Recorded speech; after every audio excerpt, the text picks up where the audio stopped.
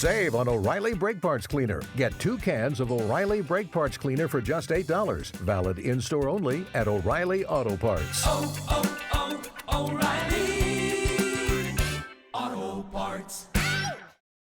You've been hearing ads for Zencastr these past months. Interested in sponsoring this show or podcast ads for your business? Go to zen.ai/The Archaeology Show and fill out the contact information so Zencastr can help you bring your business story to life. You're listening to the Archaeology Podcast Network. You're listening to the Archaeology Show. TAS goes behind the headlines to bring you the real stories about archaeology and the history around us. Welcome to the podcast.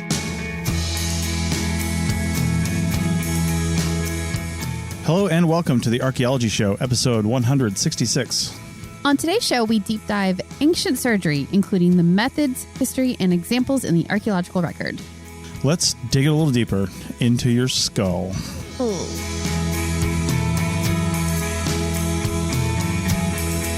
Welcome to the show, everyone. How you doing? Pretty good. We are on the Oregon coast. Yes, back to our kind of old stomping grounds. We've been here many times. I know. Hopefully, if I get my crap together today, as you're listening to this, you can go to the Roadster Adventures Instagram page, RODSTER Instagram page, and see us pulling into my parents' house and having to cut half a tree down just to get the RV into its spot. Yeah, totally. We were here almost 2 years ago, and it is crazy how much the tree that we were parked right next to last time has grown. Not anymore. Yeah, no. Well, it was partially dead. It needed to come down. Yeah, those pieces had to go. Yeah, it was not like you were attacking the tree for no reason. No. But luckily, we had ladders, and my dad has a chainsaw, and it was easy to take it down. So, Speaking of brutal cutting methods. Oh, tell me more. So this is one of our expansion episodes. I can't remember what I actually called it, like deep tracks. Yeah, like deep dive. Right. Yeah, I like deep tracks, though. Okay. So a few episodes ago, we had a news episode, and one of the things we mentioned was a 5,300-year-old earliest known ear surgery. That was episode 161, and it was the skull of an elderly woman, if you remember. If you don't remember, it means you're not a listener of this show, and you need to go back. Yeah, just go back and listen to the episode. And all the others. Sure, all those too. But for this one specifically, it would be good to go listen to our discussion of that particular article. And while you're at it, check out the rest of the Archaeology Podcast Network and spend 6 months of your life listening to our 4,000 episode back catalog. Yeah, that's a lot. Yeah, that's a lot. Anyway, skull of an elderly woman. There was evidence of 2 surgeries. And on both sides, like both on years. both sides, yeah. And she lived through it because there's evidence of healing, and she probably lived a few years at the very least. Yeah, and we were just kind of blown away at the fact that this is 5,000 years ago. Yeah. She basically had surgery and survived. And the thing is, the reason it's surgery, of course, is that it was intentional. Yeah, it was intentional. They literally scraped her head open. Yep. And they probably did use the scraping method, which we'll talk about later. Yep. But they scraped her head open to relieve pressure. Yep. And it worked. Yeah. Kind of like an ear infection sort of a thing. Like she had probably they were speculating, but probably like an ear infection, and they just needed to get in there and relieve some kind of pressure. So, yeah. So we wanted to kind of use that article as a jumping off point to talk about a little bit of kind of the history of surgery. And it's not really a history. There's a lot of different things, like how do you define it, stuff like that. But we're just going to talk about other surgical events and different important things throughout time that we found. Yeah. And how they're represented in the archaeological record. Sometimes it's not just the archaeological record. Sometimes it's also historical written record as well, because, for some cultures, we have that going back 2,000 years or even more. Yeah. So there's some pretty good evidence of what people were doing, and it's really, really interesting. So, yeah. So let's get into this a little bit. We're mostly talking about pretty old stuff. Yeah. Yeah. Surgery itself, I wouldn't say as we know it today, but as it developed into what we know as today, really kind of exploded onto the scene in about the 19th century. Yeah. And it was somehow tied to barbers, which I just don't understand. But that's only in England. Really? Yeah. It was the barber surgeons and barbers and surgeons got together and and created the Barber Surgeon Academy or something like that, or License Guild or something. Sure, because cutting hair and cutting into bodies, it's the same thing, right? Right. Well, it's this is kind of we're not supposed to talk about this yet, but we're starting the Archaeologist Hair Salon Collective. Basically, because when you're combing and cutting someone's hair, it's like traveling into an excavation unit. So we're just like, It's like kind of the same thing. It's a natural fit. So no, we didn't dive into barber surgeons. I'm sure there's reasons there. Yeah. And I think if I had to guess, it has to do with they both do cuttings and have materials and things on the body, right? Yeah. Also, somebody's already sitting in a chair and leaning back. You may as well drill into their head while you're, cutting their hair. So wow. Yeah, but they didn't do like the little bit of research I did do. The barber surgeons didn't do like real like open you up surgery. Right. They did bloodletting through like leeches and stuff. Oh yeah. They did some trepanation. Right. They did some cutting a hole in your head. Mm-hmm. And they did some stuff like that. So they kind of had to stay in their lane a little bit, but they did some things. But okay. Anyway, before the 19th century and not just barber surgeons, but around the world, there wasn't really that much variation in what kind of surgeries were done. We've got prosthetics. We've got trepanation is all over the place because it's easy to drill into somebody's head, apparently. And it's actually a good fix for certain things. But, surgery in the way that we think about it today, like, really going in and understanding what the body looks like on the inside and knowing how to fix things and sewing stuff up internally and all that kind of stuff just wasn't huge. And one of the big reasons was infection is a real bitch. Yeah, like they might have tried to go in and mess with things when somebody was sick or whatever, but it probably didn't end well because infection.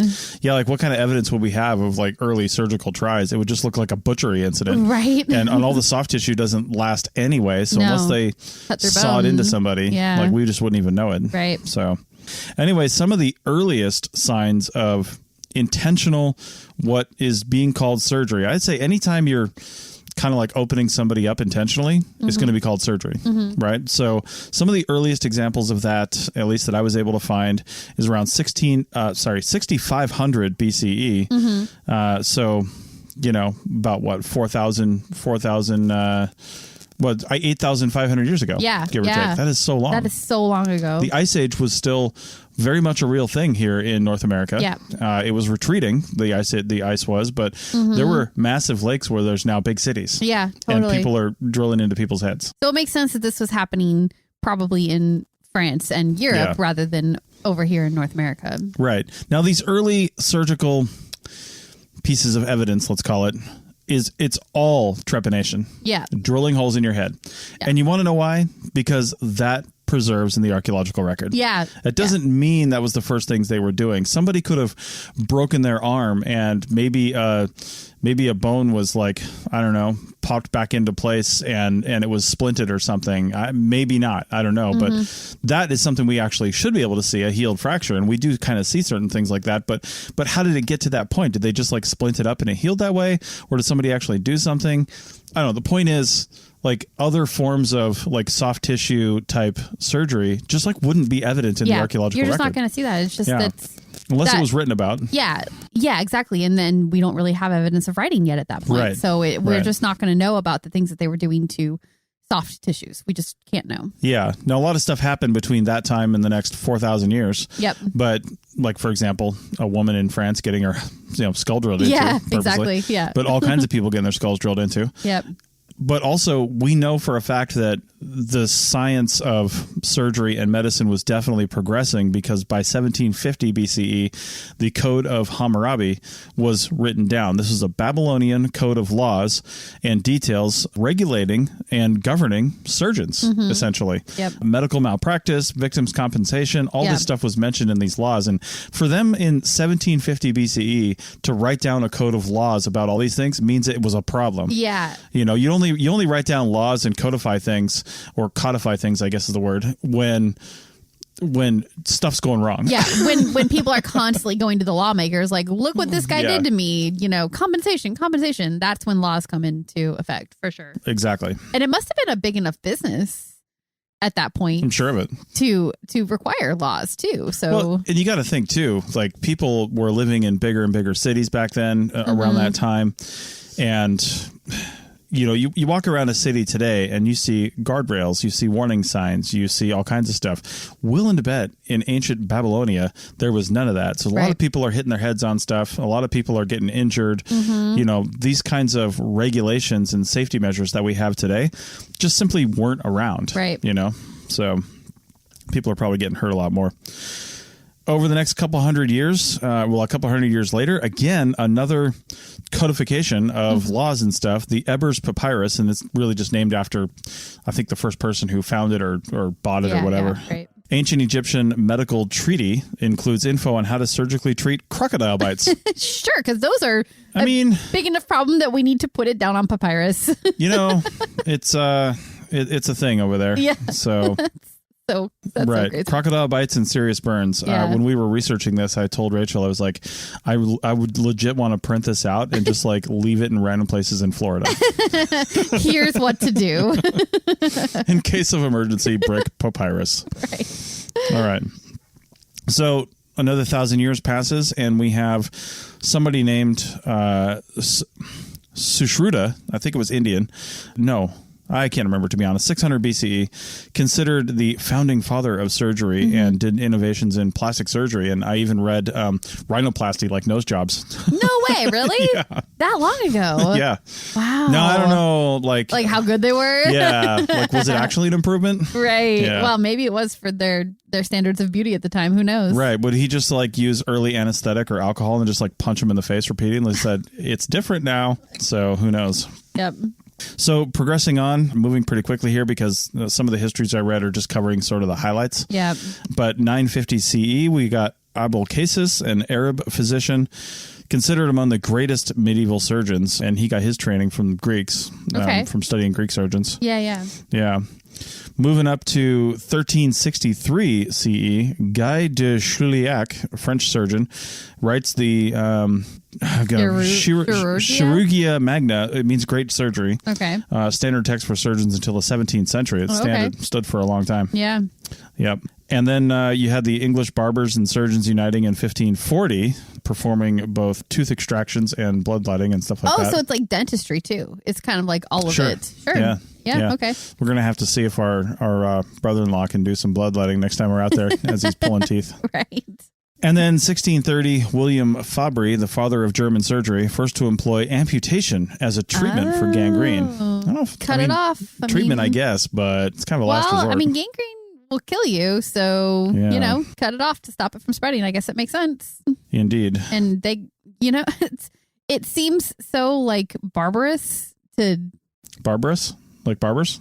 No, like barbaric to just chop off a limb. But I suppose they probably learned through trial and error that like they could seal up a wound from an amputated limb better than, stopping the gangrene from spreading. So cool that they got there. There's another cool thing that I apparently didn't take any notes about, but it is in our show notes called the Edwin Smith Papyrus. Oh. And the Edwin Smith Papyrus is pretty cool. It's something like a 70-foot long scroll or something written on both sides in Egyptian hieratic, I think it was called, which is like a script version of writing hieroglyphs, which is crazy to me. Yeah. But it's anyway, like taking the pictures and turning it into a script. Essentially, a little right? bit, but the pictures are still there. Oh, okay. Like you're leaning to you're moving from straight pictures, which were more used in religious and like inscriptions on walls and stuff. It was kind of a more formal way of doing things, or had its own purposes. Okay. But anyway, this system of writing is not really the point of the story, right? But it does help kind of date it, though. Yeah. But it was basically a surgical text on, understanding the body and inside and really like organs. And I mean, a really early. That is very early. Example of doing all this stuff. Yeah. So. And Edwin Smith is basically the guy that bought this thing back in the late 1800s. I was going to say, it doesn't sound like an Egyptian name, but I guess it makes sense that it would be. The Pharaoh Edwin Smith actually lived.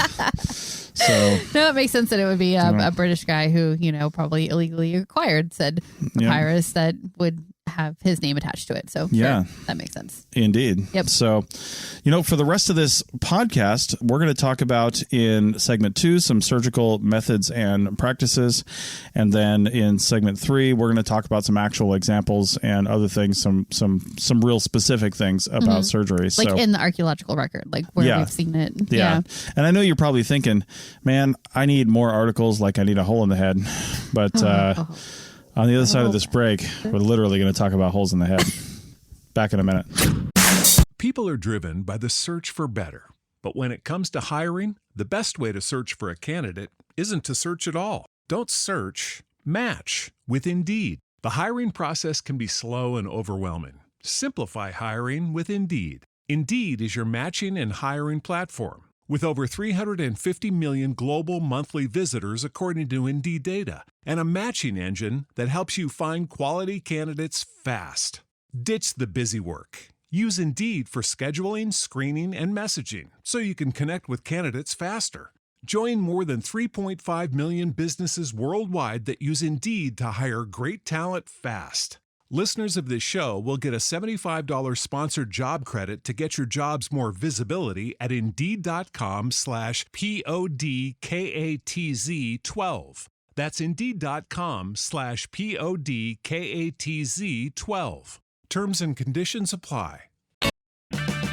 Is your vehicle stopping like it should? Does it squeal or grind when you brake? Don't miss out on summer brake deals at O'Reilly Auto Parts. O'Reilly Auto Parts.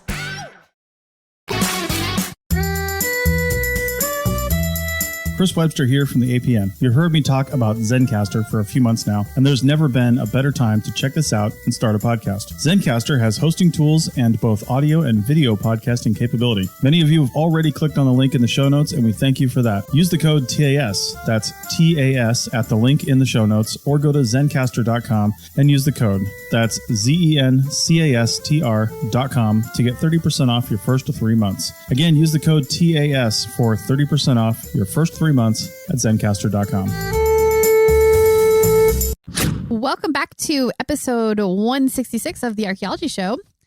And we are moving to some of the actual surgical methods and practices that we found evidence for while we were doing our research. Yeah. And there's not that many of them, obviously. Like we said in segment 1, surgery, we're not going to see what people do to the soft tissues. Like, there's just no way for that to be preserved in the archaeological record. So it's what people were doing to the bones. That's really the only thing that we can have evidence for. So as we mentioned already, trepanation or trepanation, depending on... Trepanation? I didn't see that one. Yeah, there's like some weirdness with that word and like the origins of it. And it seems like trepanation is the most commonly used one, but you might see trepanation as well. We'll just use trepanation for this discussion. One thing I did notice is that people that have had trepanation on them are called trepanned patients. Yeah, Yeah. I know. I saw that in an article somewhere. Yep. Yeah, I saw that. Yeah. All right. Well, let's trepanate this bitch. So trepanation would be the most common surgical practice that we would see in the archaeological record. And this is, of course, cutting a purposeful hole in the skull. And there's lots of medical reasons why they would have done that, mostly around relieving pressure from a head injury, sometimes removing small skull fragments. Like if there was some kind of like blunt force trauma situation and there were skull fragments in there they needed to get out, they might cut a hole to help them do that. Drainage is another reason they might. And then also I read Egypt specifically, migraine relief. Like you've got such a terrible pain in your head that they think that maybe like drilling a hole in it will help. I'm not really sure. To just focus the pain somewhere else, maybe? I guess maybe. I think breaking your arm would also, like fix take the pain away. Yeah. Yeah, I don't know. I'm not really sure how well that these things, that trepanation worked for these problems and issues. It must have worked well enough though, because we see it all throughout history and all throughout the world and in different cultures. So yeah. Anyway. And of course there's some little bit of woo involved in relieving these things. You have to sort of forgive ancient peoples for not really understanding what caused the problems that they were seeing in their bodies. But there could be some like spiritual reasons, like releasing bad spirits or evil vapors or bad humors or something like that. That would be another reason they would drill holes. I usually get bad humor when I release the spirits from the bottle. Yeah. That was a bad joke. Yeah. We'll talk about the humors thing later on in this segment, but it was a big part of medical history, basically. So also another reason they might have done trepanation on a person was to treat mental illness or epilepsy. That practice mostly stopped by the 1700s, I think, because they realized that people were not getting cured. No, like it wasn't making them less mentally ill. It wasn't stopping the epilepsy. So it was like a group of people tried that for a while, medieval times ish, and then it just like didn't work. So it sort of faded away. Well, as far as mental illness goes too, like sure, that's a broad class of illness and disease, but like it's thousands of things. Oh, yeah. So maybe drilling a hole in your head might actually cure somebody of something. You know what? It actually could, because mental illness could be, because it's such a broad term. Like you said, it could be it could be caused by some kind of pressure in the brain that would then cure it. So I think there's a lot of like vague practice and behavior around that. So, you know, it's like taking a shot in the dark, a lot of what they were doing. Yeah. In, you know, before we had more and better knowledge about medicine. I'd rather take a shot than a, you know, hole to the skull. Depends on the kind of shot. Is it trepanation when it's just a hole in the head? Because what would it be called if, I'm sure people had infections or something happen on other parts of their body where you have like you can see a swelling up, and maybe they thought puncturing that would have been a good idea. Is trepanation the act of drilling, or is it just like drilling into the head? I wonder. I actually don't know that. It's just drilling into the head, because the skull is the only enclosed thing in like skull thing that you can drill into, you know, that has something inside of it. Yeah. Everything else, it's like a larger piece of bone, you know? I'm not sure if I'm explaining that very well, but yeah, it makes sense. Yeah. So the practice of trepanation, it occurred worldwide from the Neolithic period, as we discussed previously, and then practically all the way up until today, to modern times. There are some African cultures that have, you know, very recently been performing trepanations. So even if it still works and you don't have access to other medical care. Yeah. And if it's something that maybe you have a lot of different reasons for doing it, like we mentioned earlier. So it could be a spiritual thing rather than a medical thing. So there's lots of reasons people are doing it. Yeah, some of the earliest writings about this are from the Greek, like the Hippocratic work, Titles on Wounds in the Head. I love that title. I know, great title. Yeah. Yeah, and then there's also a Chinese legend, like an ancient Chinese legend, that refers to a technique that sounds kind of like drilling into a head, but it's a legend and not a medical text. And also, like, the guy in the legend who performed it had like a really bad end where the trepanation didn't work and he was executed, kind of a situation. Right. So it's really unclear if that's a legend or if it was a thing that really happened.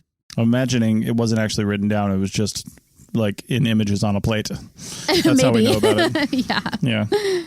So trepanation, it was used all through Neolithic and then into, you know, medieval times up until the 1800s, right? But when medicine started moving into hospitals, it kind of stopped for a little while. And this is because of the risk of infection. And if you think about it, it makes sense.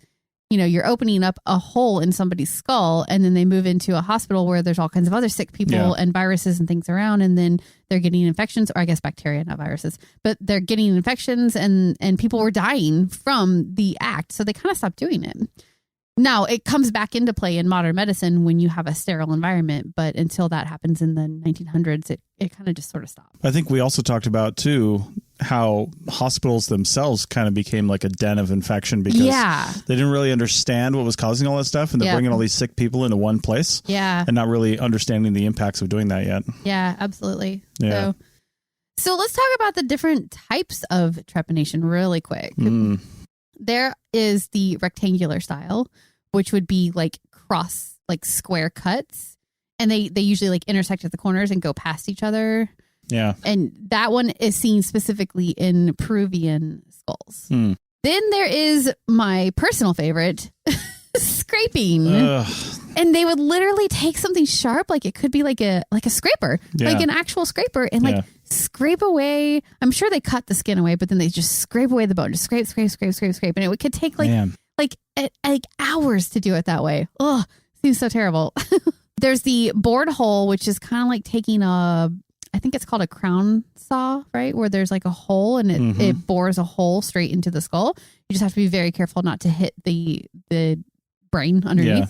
And then the final one is a circle of drilled circles, basically. So you go boop, boop, boop, boop, boop, boop, all the way around in a circle, and then you can pop the piece of skull out. Now, keep in mind, when somebody's getting this done, they're probably doing it like where there's a massive pressure or trauma already. Yeah. The pain involved in this. Oh, I can't even imagine. Now, it might be actually beneficial if somebody like passes out from the pain. Oh, I hope they did. I sincerely hope that anybody who had to experience this passed out or was given enough alcohol to pass out or something. I don't know. Because they didn't really have anesthetic for most of the time that these were being done. So, gosh. All right. Well, moving on from trepanation, let's just talk quickly about a couple of other things that we know about that people were doing. One of them would be bloodletting.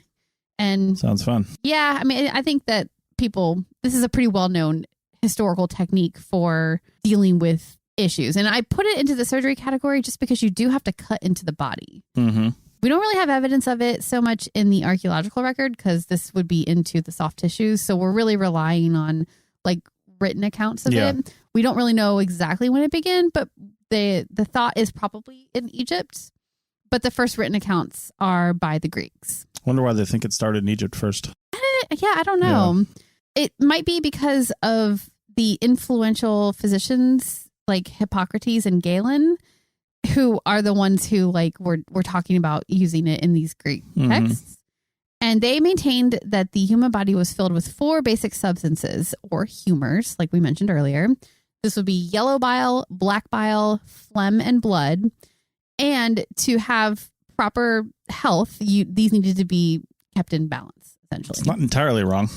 I mean, it's a little, there's some stuff wrong there, but balance is key. Like, I guess with a body, you need to have everything in balance in order to work properly. They just didn't know the different pieces and how they fit together. So they created this 4 humors idea yeah. And that's where bloodletting comes in. Make a cut in the body or use leeches or something like that to basically, you got too much blood. Yeah. You got to take some of this out. Well, I think they thought that the humors were like in with the blood sometimes and like weren't visible. So like when you're letting blood out, you're letting out other things too. Or maybe maybe they somehow through some medical deductive reasoning said that you have less of something else, one of the other humors. Oh yeah, and reduce the blood to bring that back into balance. Back into balance. Yeah, I mean, not realizing your body's just going to like make more. Right. So. Yeah, and they would do that by cutting or with leeches, depending on the place and the time and whatever. So. Now, that practice mostly stopped by the 19th century because I think they basically realized it did nothing.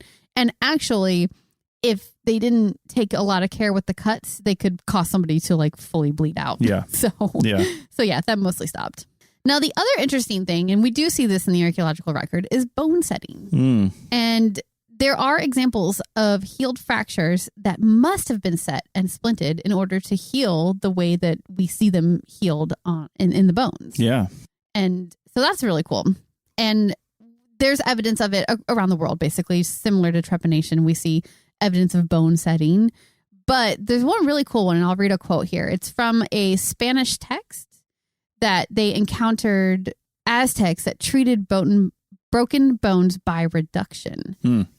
And here's the quote. The broken bone had to be splinted, extended, and adjusted. And if this was not sufficient, an incision was made at the end of the bone and a branch of fur was inserted into the cavity of the medulla.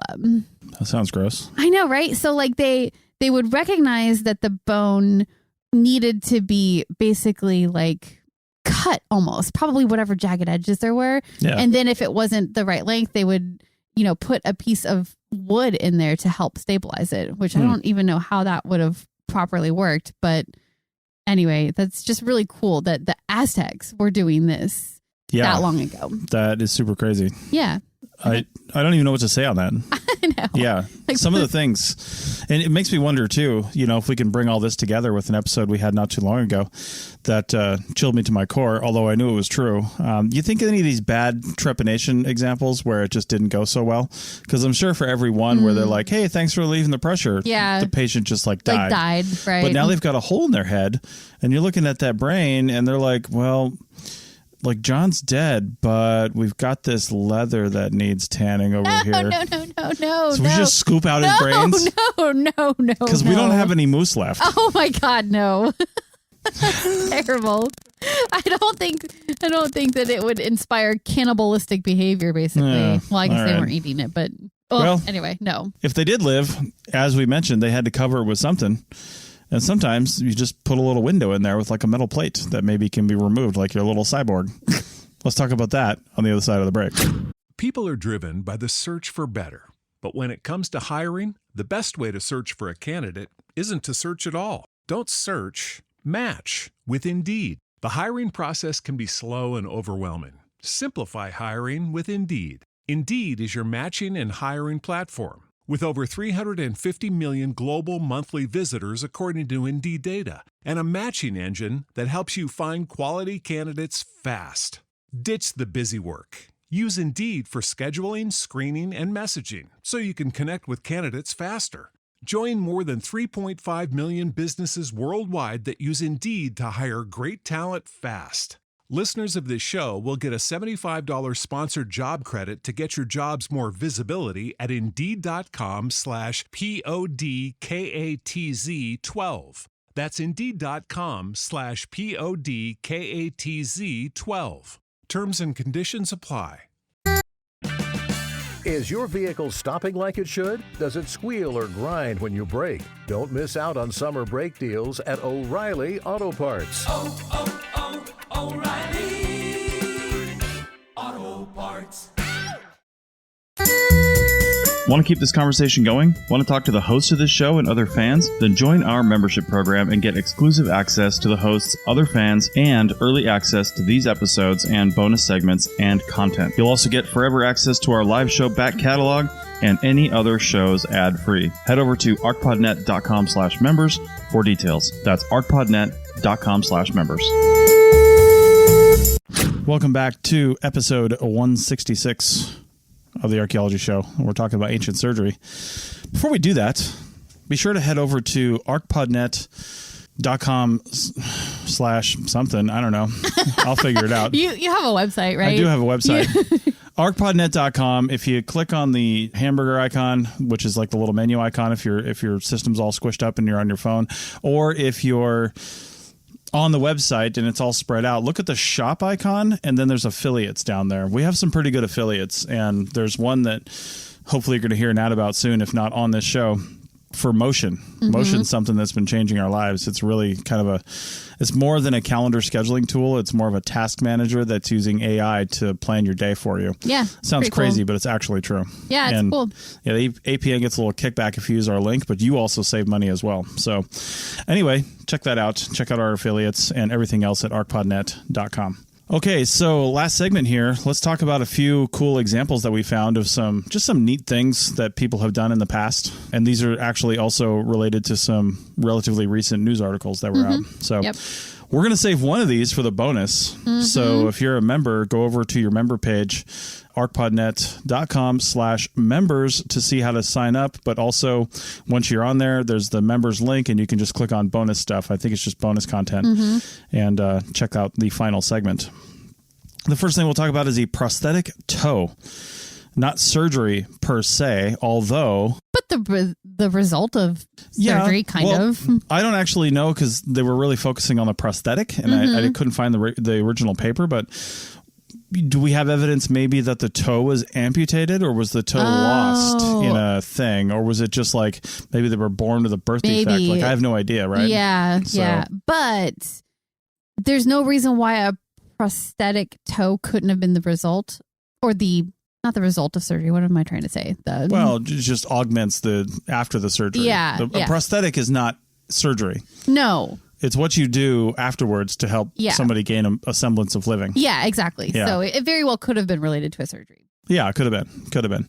Now, this is from Luxor, Egypt, and it's known as the Cairo toe, or what's even better, the Grenville-Chester Great Toe. I'm not really sure oh my God. What's going on there. That's fantastic. 3,000 years old. Wow. Yeah. Now, it's thought to be the earliest prosthesis ever discovered, and a recent look using microscopy, X-rays, and computer tomography, which is basically just mapping. The 3D scans that all that basically produced identified the materials the prosthesis was made from and how it was crafted. Oh, that's cool. And here's this thing gets really kind of cool here in a minute. This was refitted several times to exactly match the woman's foot. Now, how could they know that it was refitted several times? I think because from what I was looking at it, there's actually a bunch of articulating pieces of this thing, which we'll get to in a second. That's an important point to this this actual prosthesis. Right. And it was probably had different adjustment points where maybe different things were sewn together and stuff like that, and it was like altered or changed. Okay. Now they're saying refitted, but that also could mean it just like broke and they had to put it back together again. Yeah, it could. Something like that. But I mean, I know somebody who has a prosthetic leg. Yeah. And he was constantly going back to the doctor to have it repositioned, refitted, just because like over time, like small discomforts will happen and it just needs to be it's like refitted. A pair of shoes. Your shoes wear out. Yeah, exactly. Yeah, why wouldn't your prosthetic wear out? Yeah, there's that. And then also his favorite, he would still have to have refittings done because, you know, just over time things change and whatever. So yeah, and one of the things they saw in here, as opposed to other prosthetics in the archaeological record, which range from, I mean, literally they found like gold or like bronze legs and stuff like that that somebody would wear, right? Clearly a prosthesis, but also not a functional one. No. That would be more for somebody who's rich to sit there on their throne or chair and just like not have a missing leg. Yeah, because you can't walk around with a gold leg. That would be absolutely insane and heavy. Exactly. But there's other things too, like they've seen prosthetic toes and things like that before.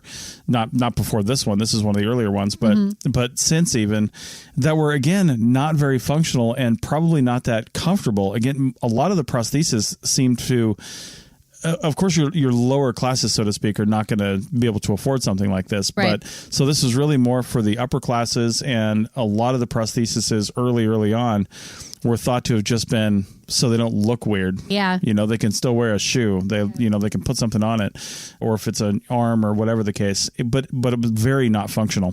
This one, however, has a lot of like articulating little pieces, and they're pretty sure that the woman who wore this was high status and could just like walk around with it on. Like and it probably with little discomfort. Yeah. So it was and it was just like it looks like it was just her big toe on her little right foot, I think. And maybe the toe right next to it. So was it made of like wood or something like that? It looked like leather. Oh, like leather. Like leather and wood that was like sewn together. Okay. So, but materials that would decompose unless they're preserved super well. Well, I mean, this is the Egyptian desert. She was mummified, put into a tomb like everybody was. Okay, so it's with the mummy. And so we there's excellent preservation down there for that kind of stuff. I'm just curious why we don't see more examples of this. If it was something that was done commonly, it makes me wonder if it wasn't a common practice and it's an unusual situation and we just happen to have really good example of it. Well, or if it's bad preservation. That means is why we don't have other examples. I mean, here's the thing. This thing would have taken a lot of skill and artistry to create, because not only do you have to understand human physiognomy to be able to put this thing together and understand what the toe is for and how people walk and to be able to make adjustments and listen to the patient and you know, like craft what they actually need for their foot. Right. But all of that would have been a massive expense, and that person who is able to do that, or people, would have been in limited supply and limited only to the elite. Yeah. And how often do the elite lose toes? Right. Probably not that often. Right. Like, how did this even happen? You know, like she fall down a pyramid? Like how, you know, like what was going on? Right. Probably something. Right. Probably a crocodile bite. I don't even know. You don't even know. This could be one of the treatments. So totally. Anyway, it was just really cool. The link is in the show notes. They've got an awesome picture of it. Yeah, and that picture's really cool. I mean, it looks like something like if I lost my toe today.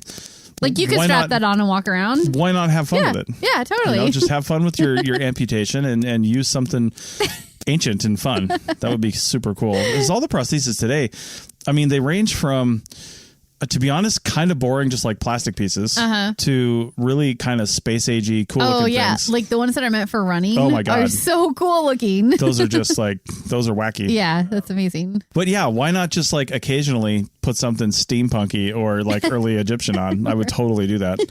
I mean, I don't want to have an amputation, so I don't want to just like make that happen. But But if I did, I would 100% have fun with it. Like if I was missing my hand or something like that, especially my left hand, I would have an attachment for like an Apple Pencil stylus. So I can just do whatever I need. So, all right. So let's go from Egypt all the way over to Peru, and it's about 1,000 years later.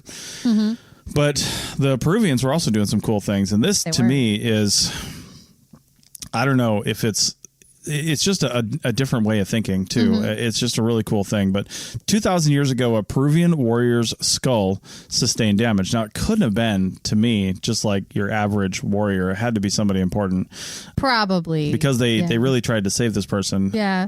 basically their hole was essentially filled with a metal plate. That's so crazy. As a repair. That is so crazy. Oh, and like the bone even fused around the plate so that you know that they had the procedure and there was healing and it was successful. They lived long enough for the bone to grow around the plate. That's so cool. And I was thinking, I don't know if the pictures are accurate in the article that I saw, if they're just like pulling stuff up or whatever, because it looks like it's rusted, but they didn't have steel. Right. Yeah. So it couldn't really have been rusted, but it did say that often gold or some other precious metals were used, so they'd have to make that out of like plate, which is actually pretty good because I think gold is like naturally silver. Gold and silver. Yeah. They're naturally resistant to infection. They're antibacterial, basically. Antibacterial. Yeah. Silver definitely is. I don't know about gold. Yeah. But there's like some really expensive socks you can buy that have silver in them. It's antibacterial. Yeah, that's the reason. Yeah. Don't touch my $800 socks. Yeah. So, and this is obviously essentially classified as trepanation because they had to, the hole was, it sounds like the hole was put there like by some kind of some sort of battle blunt force injury. trauma. Yeah. Either battle or training or something. I imagine if it were battle, like how do you pull this guy off the battlefield and then do surgery on him? So I don't know. But anyway, so something like that happened and then they probably had to clean it out. It looks like from the plate that they actually had to probably cut a little more bone away and then affix the plate to it. Now, I don't know how I don't think we would ever know this, but they probably just like bandaged it in a way. Yeah, and just like waited for skin. Yeah, probably a lot of maintenance on this thing. Yeah, because like the skin would grow over it to hold it in place, and then the bone eventually. Yeah, and they had like early poultices and stuff like that, a thing that they would put together with herbs and plants and stuff, and probably smeared that over it, which kind of worked. Which may have done more bad than good, depending on what it was, I suppose. Yeah. Although these people, I mean, they had their healing techniques. They learned what worked and what didn't work, and humans are very resilient, so they probably actually did have some pretty good natural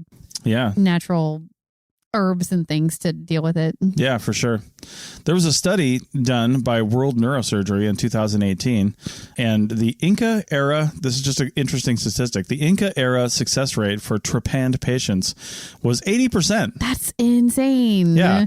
Now, I think that just means they lived long enough for us to see some sort of healing in the bone. The healing, right. Yeah. Right. Doesn't really say what their quality of life was. No. Doesn't really say whether it cured them. Right. But they lived. They lived. Through the process. Which makes you wonder, because the Incan method tended to be the cutting out the rectangular chunk rather than trying to bore a hole or do the drilled small holes or scraping or whatever like the other techniques are. So it makes you wonder if that like crisscrossed, like a hatch mark basically of pulling the square out. Right. If that is like the best way to do it, maybe. I don't know. Well, let's crisscross the globe and head over to London and talk about one more thing. Okay. And this was 4,000 years ago, and really wasn't London. They're calling it London brain surgery because this guy, Chelsea man, they're calling him, was found in the Chelsea area of London. Right. But he was found along the Thames, and there's evidence of scraping on the skull, which we talked about earlier, obviously trepanation. And the scraping was seen as a more advanced technique at the time than drilling. Okay. Drilling, I don't know why, but I would imagine drilling is just less precise because you could just puncture right through the brain. Yeah, I bet you're totally right. Yeah. And scraping is just more careful. It is more careful, but it takes a lot more time too. So you have to have a patient that you can keep subdued long enough to actually scrape it away. So that is really interesting. Right. And calling it brain surgery is a little much because they were definitely not doing anything to the brain. Right. We still barely understand the brain. Yeah, so. It was basically just the pressure relief or whatever it was that they needed a hole in the skull for. Yeah, but basically scraping when done by somebody who has either done this before or knows what they're doing and has a steady hand, really careful scraping and, even possibly with a local anesthetic because there were things you could... herbs and things you could put on your body to numb the area. Stuff like that. Sure, so that could have helped. Yeah. Or maybe just alcohol, but I don't know if they had alcohol in that area 4,000 years ago. Or in the kind of levels you would need to make somebody pass out. Right.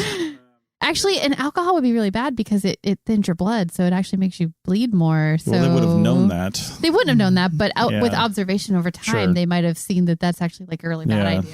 Anyway, doing it slow and methodically, and there's evidence of that because if it's you can see the scraping happening. You know, so. But anyway, after the pressure was relieved, it could have been filled with dried leaves or bark. And then this, crazy. I know, and this patient in particular lived for a few years after that surgery, at least. Like, walk me through that, though. Like, you fill it with dried leaves, bark, some kind of poultice, like you said. Does it just, where does it, do you have to go back in and pull it out after it heals a little bit? Like, how does that work? I mean, I'm sure some of that would just, like, stay in your head, but that can't be good, right? Well, it can't be, but it's better than dying. Well, right? Yeah. So, anyway. Oh, crazy. Whole, just like anything to do with like the brain and the head is just it makes me go, ugh. It's like gives me that icky shiver, you know. It's pretty gross. Yeah. So, but that's what led to modern practices that we have today. Yeah. Human ingenuity is amazing, and the things that they learned how to do, and the fact that trepanation is a technique that you see all across the world, meaning different cultures and different times developed it. It's just so cool that humans could come up with like that as a solution for medical issues. And if you're one of those people that shuns Western medicine and modern medical practices, I would be more than happy to scrape a hole in your skull if you got a headache. So let's meet up. Use some ancient Chinese, European, British, African, Egyptian, Native American medicine. Pick your ancient medicine poison. They all did it. They all did it. I will rub some leaves on it when I'm done. And I swear you will be in... You will be cured. You will be in a different condition than when you arrived. That is my guarantee. Oh my God. All right. Well, I'm not sure that we've mentioned this before, but we're like pretty skeptical people. So I think it's come out. Yeah, probably. Yeah. Okay, so as mentioned, we're going to have a bonus segment, so check your member content, and we're going to talk about where syringes came from. Yeah, and some of the first people to do this. Yeah, there's actually 2 different origin stories for syringes, and we'll talk about that in the bonus segment. For everybody else, I mean, go be a member. We could really use them. Yep. Hey, we're going to start running a contest here at some point, too. I'm going to run this as an ad, so it's more dynamic and not in the old shows. Yeah, so don't skip the ads. Don't skip the ads. Listen to it, because it's a contest. Yeah.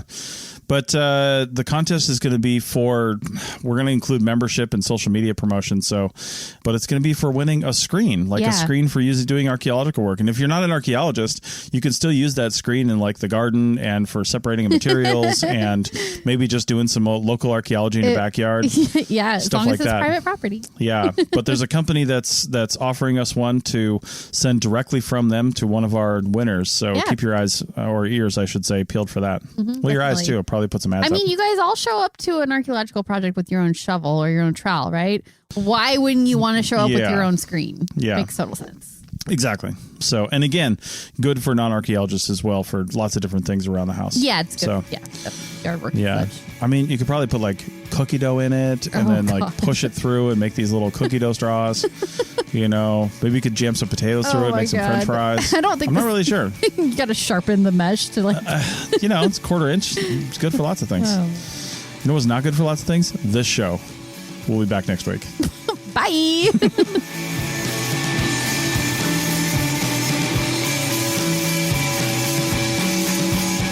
Thanks for listening to The Archaeology Show. Feel free to comment and view the show notes on the website at www.archpodnet.com. Find us on Facebook, Instagram, and Twitter at ArchPodNet. Music for this show is called I Wish You Would Look from the band Sea Hero. Again, thanks for listening and have an awesome day.